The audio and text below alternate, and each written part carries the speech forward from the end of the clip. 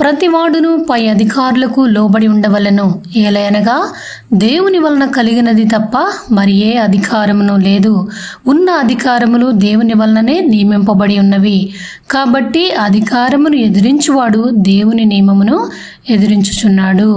కాబట్టి గుర్తుపెట్టుకోండి, మనము పై అధికారులకు లోబడి ఉండవాలి.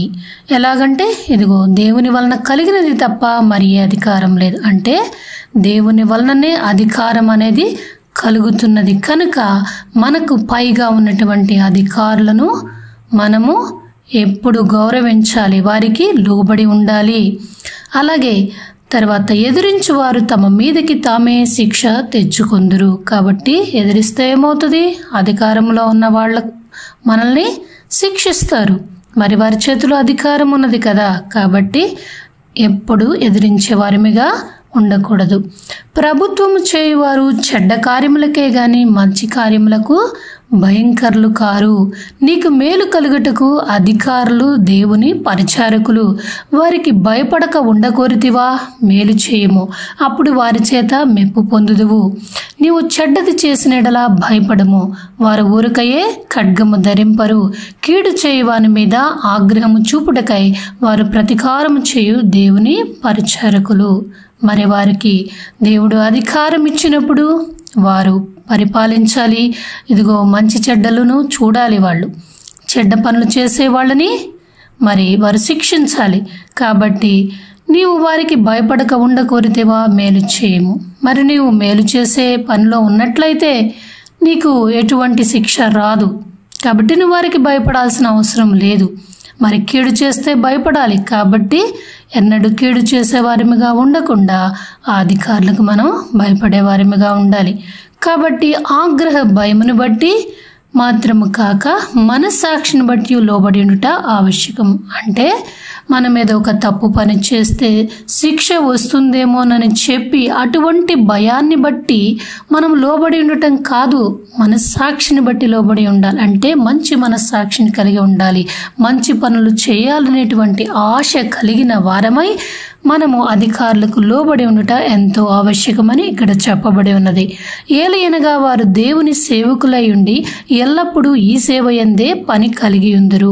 ఏలయనగా వారు దేవుని సేవకులై ఉండి ఎల్లప్పుడూ ఈ సేవ యందే పని కలిగి ఉందరు. మరి వారు అధికారంలో ఉన్నప్పుడు దేవుని సేవ చేస్తున్నారు. ఆ సేవ యందే వారు పని కలిగి ఉన్నారు. ఇందుకే కదా మీరు పన్ను కూడా చెల్లించుచున్నారు. మరి పన్ను చెల్లించుచున్నాం కదా, మరి వారు అధికారంలో ఉన్నారు, వారి పనులు చేస్తున్నారు కనుక వారు చేస్తున్న పనికి మనము పన్ను చెల్లిస్తున్నాం. కాబట్టి ఎవరికి పన్ను వారికి పన్నును, ఎవనికి సుంకమో వానికి సుంకమును చెల్లించుడి. ఎవని ఎడల భయముండవలనో వాని ఎడల భయమును, ఎవని ఎడల సన్మానముండవలనో వాని ఎడల సన్మానమును కలిగి ఉండి అందరికీ వారి వారి రుణములను తీర్చుడి. మరి వారికి అధికారంలో ఉన్న వారికి మనం భయపడాలి, సన్మానించాలి కనుక మనము ఎవరి ఎడల భయం కలిగి ఉండాలో, ఎవరి ఎడల సన్మానం కలిగినటువంటి ప్రవర్తన కలిగి ఉండాలో వారిని సన్మానిస్తూ వారి వారి యొక్క రుణములను మనం తీర్చేవారిగా ఉండాలి. తర్వాత 8వ వచనం, ఒకరినొకడు ప్రేమించుట విషయంలో తప్ప మరేమీ ఎవనికి అచ్చి ఉండవద్దు. అంటే ఈ వాక్య భావం ఏంటి? మనము ఎప్పుడు అయినా సరే ఎవరి దగ్గరైనా ఏమైనా తీసుకున్నట్లయితే అది తిరిగి ఇచ్చివేయాలి. ఎప్పుడు మన దగ్గర ఉంచుకొనకూడదు. ఏది మనము ఎవరి దగ్గర అచ్చి ఉండకూడదు. అయితే ఒకరినొకడు ప్రేమించుట విషయంలో, మరి ప్రేమించే విషయంలో అంటే అది వెలకట్టలేనిది. ఒకరిని ఒకరము వారి యొక్క ప్రేమ ఇతరులకు చూపించే విషయంలో ప్రేమిస్తారు. కానీ ఆ విషయంలో మనము ఒకవేళ అచ్చి ఉండవచ్చేమో, కానీ ఇక ఏ విషయంలో మనము అచ్చి ఉండకూడదు. పొరుగువాన్ని ప్రేమించువాడే ధర్మశాస్త్రము నెరవేర్చినవాడు. ఎలాగనగా వ్యభిచరింపవద్దు, నరహత్య చేయవద్దు, దొంగిలవద్దు, ఆశింపవద్దు అనునవియు మరి ఏ ఆజ్ఞ అయినా ఉన్నెడలా అదియు నిన్ను వలె నీ పొరుగువాన్ని ప్రేమింపవలనని వాక్యములు సంక్షేపముగా ఇమిడి ఉన్నది. ప్రేమ పొరుగువానికి కీడు చేయదు కనుక ప్రేమ కలిగి ఉండుట ధర్మశాస్త్రమును నెరవేర్చుటయే. మరి వ్యభిచరించవద్దు, నరహత్య చేయవద్దు, దొంగిలవద్దు, ఆశింపవద్దు, ఈ ఆజ్ఞలన్నీ ఉన్నవి. మరి ఇవి ఎప్పుడు పాటించగలుగుతాం? మనల్ని వలె మన పొరుగువాన్ని ప్రేమించినప్పుడు ఇవి చేయగలుగుతాం. అంటే మనల్ని మనం హాని చేసుకోం కదా, మనకు మనం నరహత్య చేసుకుంటామా, మన ఇంటిలోని వస్తువులను మనం దొంగలించుకుంటామా? కాబట్టి మనకి మనం ఎలాగూ హాని చేసుకోమో, మనల్ని మనం ఎలాగూ ప్రేమించుకుంటామో, అలాగే మన పొరుగువాన్ని కూడా మనం ప్రేమించినట్లయితే ఈ ఆజ్ఞలన్నీ నెరవేరుస్తాం కదా. మనము పొరుగువాన్ని ప్రేమించినప్పుడు మనల్ని మనం ఎలా ప్రేమించుకుంటామో, మనల్ని మనం ఎలా హాని చేసుకోమో, అలాగే ఇతరులకు హాని చేయక, అంటే నీ పొరుగువానికి హాని చేయక నువ్వు వారిని ప్రేమించినట్లయితే నువ్వు ఇవన్నీ చేయవు, నరహత్య చేయవు, దొంగిలించవు, వ్యభిచరించవు. కాబట్టి ప్రేమించినప్పుడు నిన్ను వలె నీ పొరుగువాన్ని ప్రేమించినప్పుడు ఈ ఆజ్ఞలన్నీ పాటించిన వాడివవుతావు. అందుకే ఇక్కడ చెప్పబడి ఉన్నది, ప్రేమ పొరుగువానికి కీడు చేయదు కనుక ప్రేమ కలిగి ఉండుట ధర్మశాస్త్రమును నెరవేర్చుటయే. 11వ వచనం, మరియు మీరు కాలము నెరిగి నిద్ర మేలుకొను వేళ అయినదని తెలుసుకుని అలాగూ చేయుడి. మనము విశ్వాసులమైనప్పటికంటే ఇప్పుడు రక్షణ మనకు మరి సమీపముగా ఉన్నది. మరియు మీరు కాలము నెరిగి నిద్ర మేలుకొను వేళ అయినదని తెలుసుకొని అలాగూ చేయుడి. మనము విశ్వాసులమైనప్పటికంటే ఇప్పుడు రక్షణ మనకు మరి సమీపముగా ఉన్నది. అవును, ఇది కృపాకాలము. మనకి రక్షణ సమీపముగా ఉన్నది. మనము క్రీస్తు నామమందు విశ్వాసం ఉంచినట్లయితే మనము రక్షించబడతాము.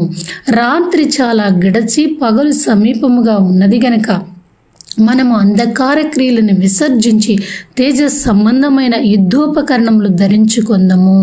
అల్లరితో కూడిన ఆటపాటలైనను మత్తైనను లేకయు, కామ విలాసములైనను పోకిరి చేష్టలైనను లేకయు, కలహమైనను మత్సరమైనను లేకయు పగటి యందు నడుచుకున్నట్లు మర్యాదగా నడుచుకుందాము. మరి పగటి యందు మనం ఎంత మర్యాదగా నడుచుకుంటాము? అలాగే మనము ఎటువంటి చీకటి పనులు, అల్లరితో కూడిన ఆటపాటలు కానీ, మత్తు కానీ, కామ విలాసములు కానీ, పోకిరి చేష్టలు కానీ, ఇవి మన జీవితంలో ఉంచుకొనక పగటి యందు మర్యాదగా నడుచుకున్నట్లుగా మనము నడుచుకునే వారముగా ఉండాలి.